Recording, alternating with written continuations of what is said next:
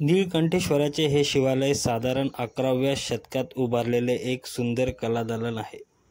त्या काळात प्रचलित असलेल्या चालुक्य कला परंपराची सारी वैशिष्ट्ये या मंदिरात आढळून असून आपल्या कला वारसा त्यातून ही वैशिष्ट्य जोपासताना दिसतात. उत्तर चालुक्यकालीन जी काही मोजकी मंदिरे स्थापत्य भारतात आढळतात त्यात नीळकंठेश्वराचे स्थान निश्चित महत्त्वाचे आहे. तालुका निलंगा, जिल्हा लातूर येथील हे छान सुंदर असं महादेवाचं मंदिर आहे. मुख्य मंडप, सभा किंवा नृत्य मंडप असे 3 बाजूंनी प्रत्येकी एक गर्भगृह असून याची रचना अशी आढळते.